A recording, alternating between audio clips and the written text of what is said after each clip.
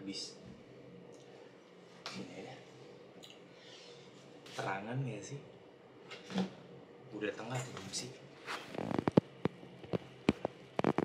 Gitu ya. Ini udah tengah atau miring? Agak miring dikit sih. Gini kan? Pas ya kayaknya. Jangan gitu. Ya, gini.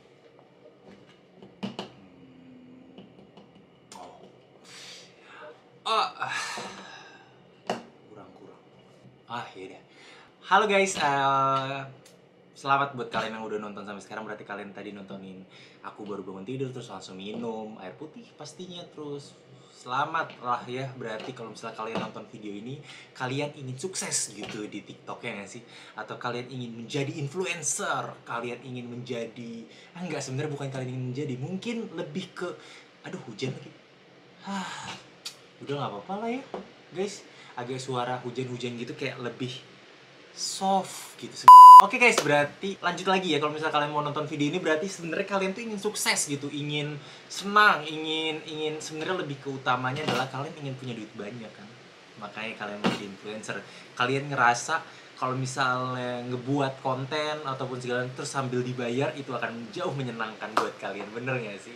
Oke guys, jadi kalau misalnya kalian nonton video ini, aku akan pastikan kalian akan dapetin beberapa tips untuk menjadi influencer atau tips untuk jadi terkenal. Tapi sebelum itu lebih baik aku potong rambut dulu karena biar lebih proper juga ya nggak sih? Biarin aja sih orang yang di studio ini tuh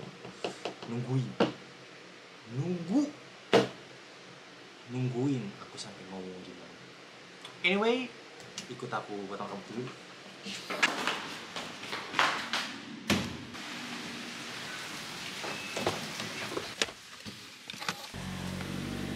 Gimana? Standar banget gak sih? Intinya dari suatu influencer adalah, Kak, tapi aku bingung mau konten apa. Notifku jebol, bro. Ngapain sih main TikTok, joget-joget gak jelas segala macem. Dan udahlah, enaknya jadi artis.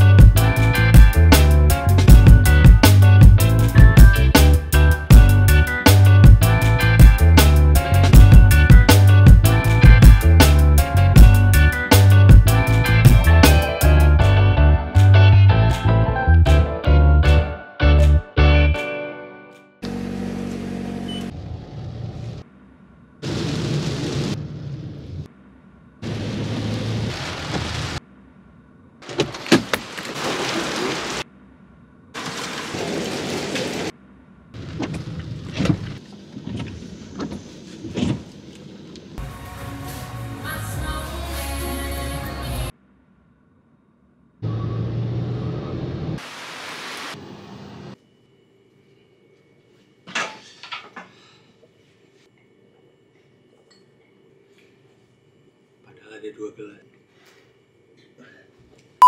Ya guys, kembali lagi kan. Udah rapih juga ya. Karena rambutnya gimana. Standar banget gak sih?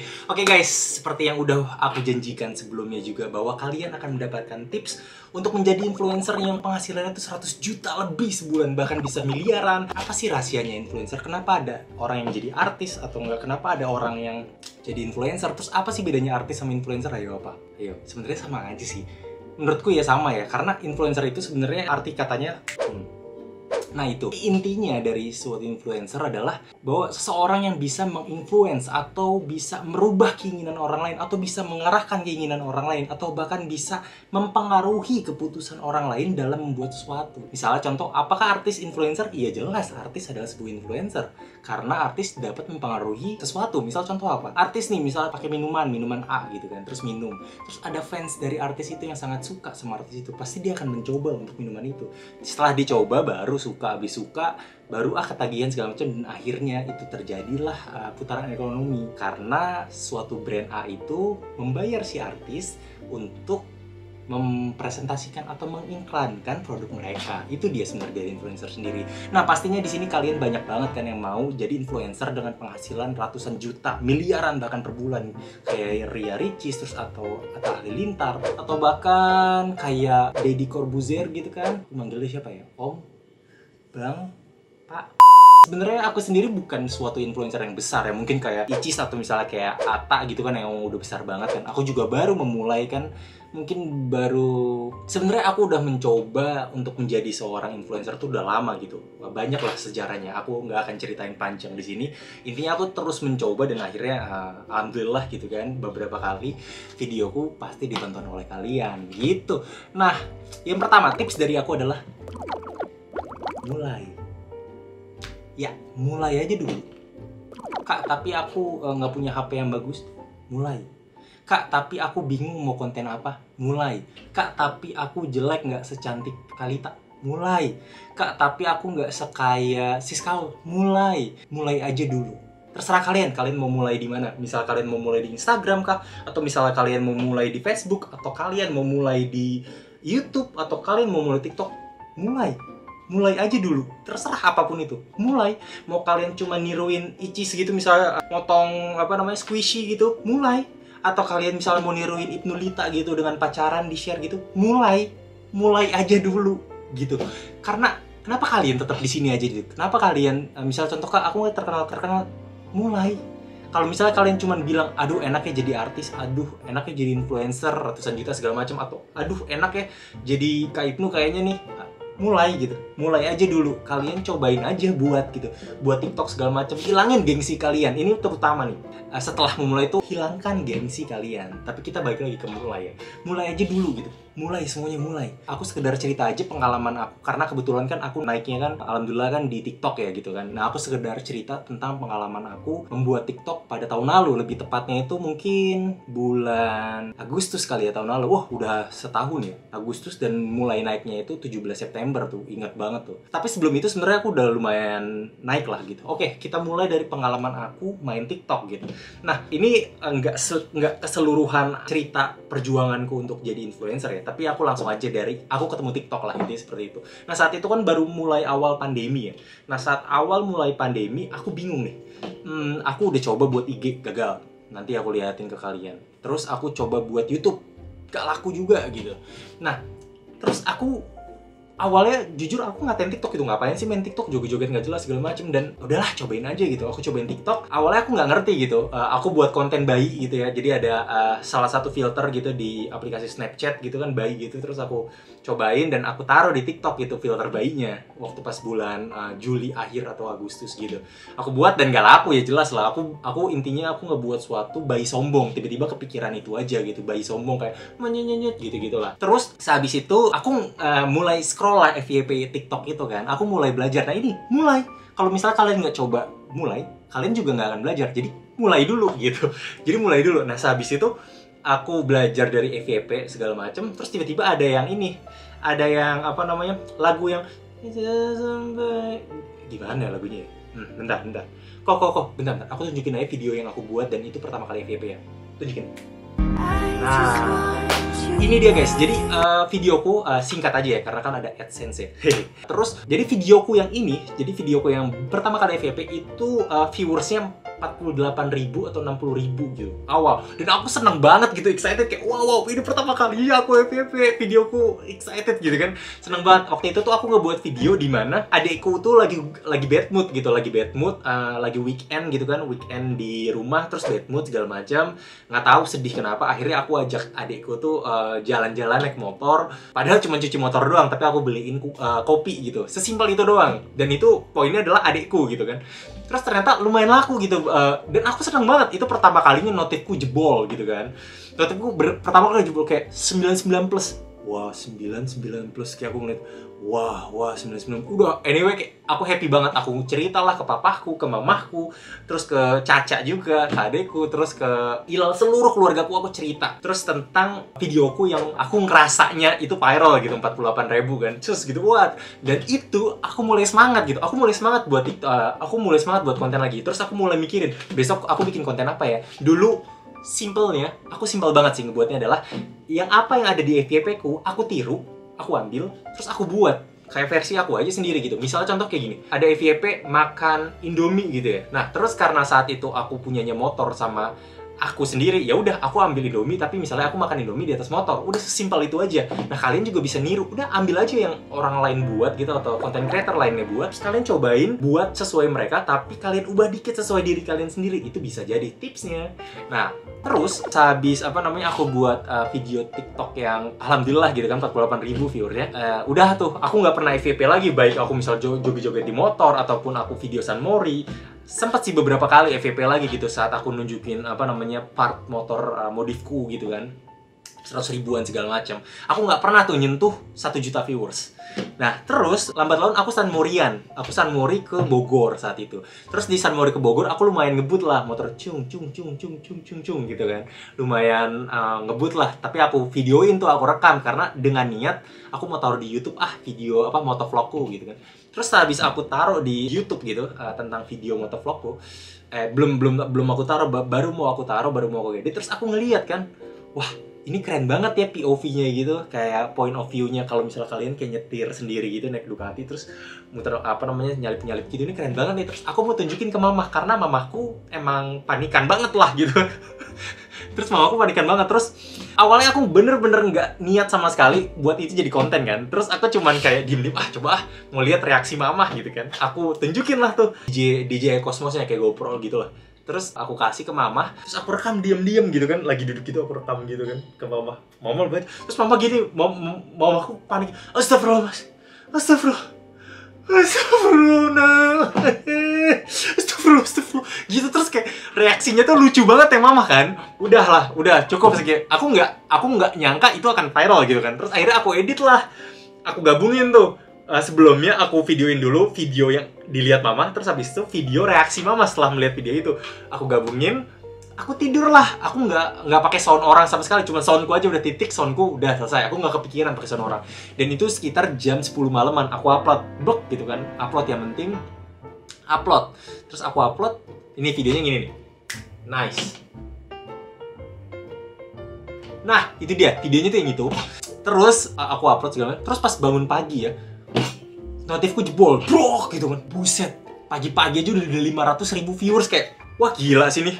Wah gila, ternyata viral tuh. Itu video pertamaku yang viral gitu. Makasih mama. Gila, itu aku senang banget sih. Aku bener-bener ceritain ke semuanya, ke sahabatku lah, terus ke keluargaku, ke papa mama waktu almarhum papa masih hidup kan. Aku cerita ke papa, lihat pak video mama viral, lihat video mama viral segala macam kan. Terus kayak papaku setiap hari ya, padahal papaku tuh orangnya cuek gitu ya, cuek tapi sayang gitu. Terus setiap hari tuh nanya, kayak tiap jam, bahkan setiap aku turun kayak, mas gimana video mama udah berapa viewers? Wah pak udah 1 juta pak gitu, kayak jadi kangen. Oke. Terus seneng banget gitu, itu video viral pertamaku dan aku ngerasa itu adalah pengalaman yang gak akan terlupakan gitu. Dan itu juga karena emang bener itu semua karena kebetulan, tapi semua kebetulan yang aku buat itu dan akhirnya alhamdulillah menjadi viral itu karena aku selalu mulai aja dulu, selalu mencoba. Itu poinnya buat kalian sih. Kalau misalnya kalian mau jadi influencer, mau jadi tiktokers, atau misalnya mau jadi YouTuber segala macam, atau bahkan mau jadi artis, mulai aja dulu gitu. Jangan mikirin kalian itu kekurangan kalian, tapi mikirin aja apa sih yang bisa gue lakuin gitu, apa sih kelebihan gue. Emang setiap orang tuh punya kelebihannya masing-masing ya, pastinya sih. Skawal kaya banget lah, ataupun misalnya Lita lucu banget segala macam gitu kan. Setiap orang pasti punya kelebihannya, tapi maksudku adalah mulai dan berani gitu. Mulai berani dan mikirin kelebihan kalian. Kalian tuh pasti punya kelebihan yang bisa membuat orang lain tuh tertarik sama kalian. Nah, itu dia. Nah, sebelum aku mau cerita lebih lanjut gitu ya tentang pengalaman TikTokku juga dan akhirnya itu ke Ayang, aku mau ceritain juga tentang TK-ku, terus SMP, terus TK, SD, SMP ku tuh di mana. Kenapa aku mau ceritain 3 hal ini? Itu karena simple banget. Jadi keinget. Oke, anyway, itu karena simpel banget. Aku mau ngasih tau ke kalian bahwa aku juga manusia biasa gitu.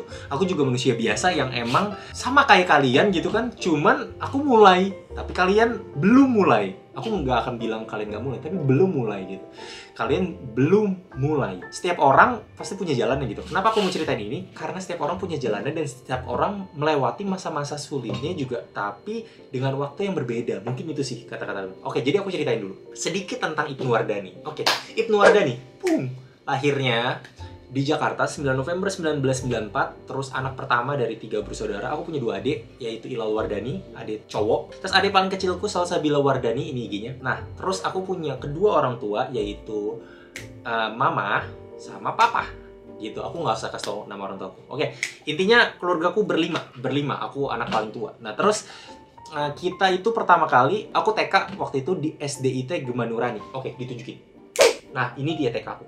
Mungkin sekarang jauh lebih bagus gitu ya dibanding zaman dulu. Jadi aku waktu itu TK-nya tuh di Pejuang, di Bekasi gitu. Kalau misalnya kalian orang Bekasi, cari aja di TK-nya pasti masih ada. Nah, itu juga salah satu TK yang SDIT itu TKIT itu waktu itu Taman Kanak-kanak Islam Terpadu. Jadi terpadu banget itu. Terpadu, enggak, maksudnya belajar Islam gitu dengan rapih dan tertata, asik.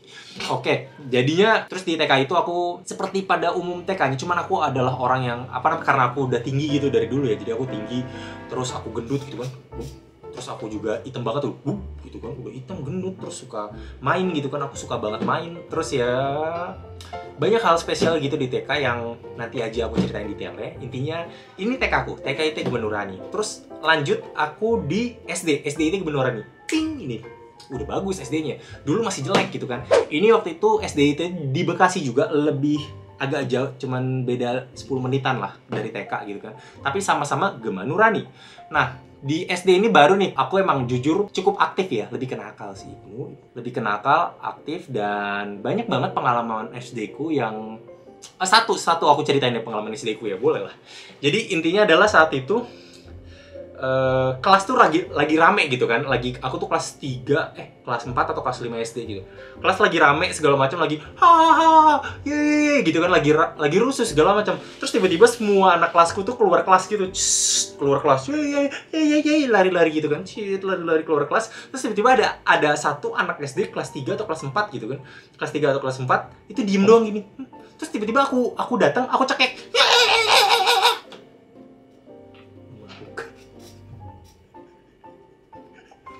Oke, terus aku cekek. Jujur ya, aku juga nggak ngerti kenapa aku cekek ya. Cuman kayak lucu aja gitu. Terus anaknya nangis, terus ngelapor ke kepala sekolah. Terus aku disalahin kayak.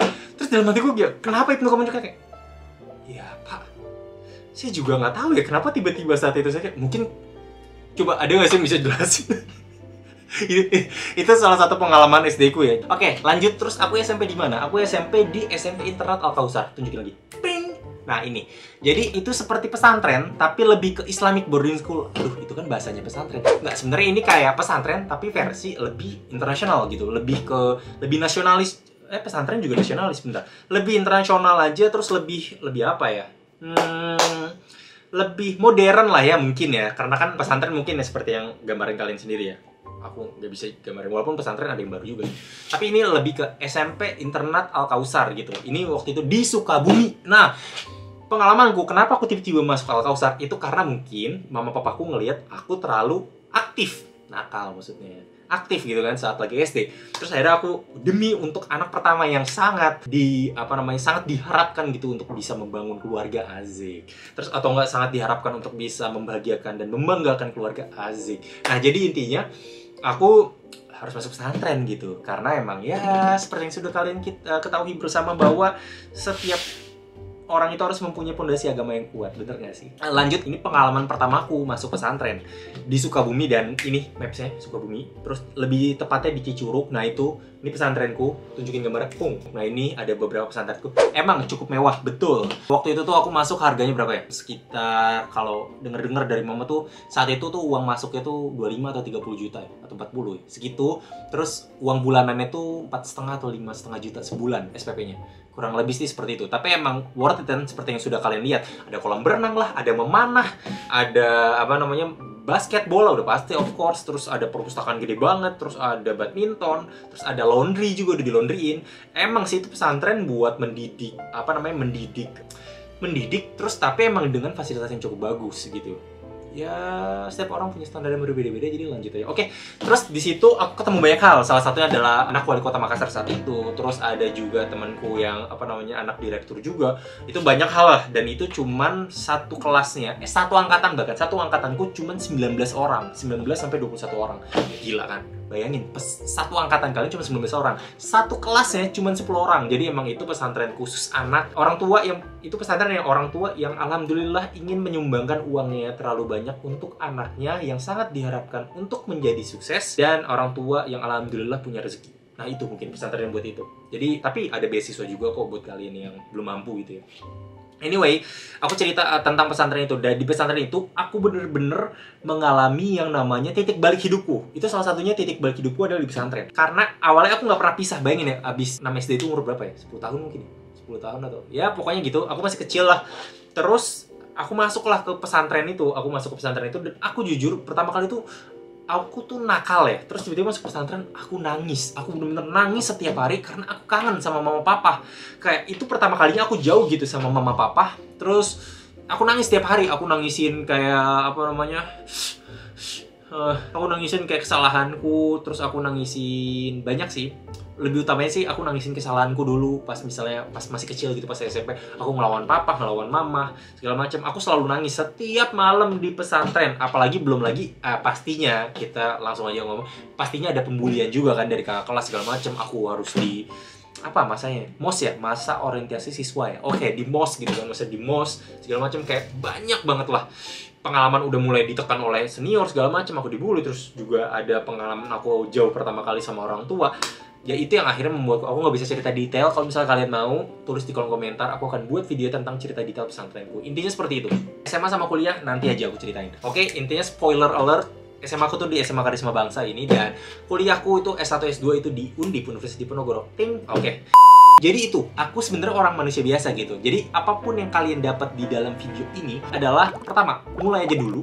Kembali lagi, untuk menjadi seorang influencer adalah kalian mulai dulu gitu. Jangan pernah mikirin dia punya kelebihan apa, tapi mikirin kamu punya kelebihan apa. Itu poinnya. Terus yang kedua adalah berani, dan nggak usah pedulin omongan orang. Ini yang paling penting. Karena di saat kalian buat konten, di saat aku pertama kali buat konten gitu di Instagram, banyak banget, lu kampung banget sih, lu ngapain buat kayak gitu. Lu kampung norak deh, lu banci deh, lu kayak gitu, lu ngapain buat kayak gitu. Banyak banget yang ngomongin aku kayak gitu. Dan ya nggak apa-apa. Aku emang mau melakukan hal ini kok. Jadi emang kalian harus fokus ke tujuan kalian. Kalau misalnya kalian mau jadi influencer, atau simpel gini, kalian mau jadi orang kaya gitu kan, fokus aja ke tujuan kalian apa gitu. Jangan mikirin kata-kata orang lain. Ingat ya, hinaan orang lain dan kritik yang membangun itu berbeda. Misalnya contoh hinaan tuh kayak gini, lu ngapain sih, lu kayak banci segala macem.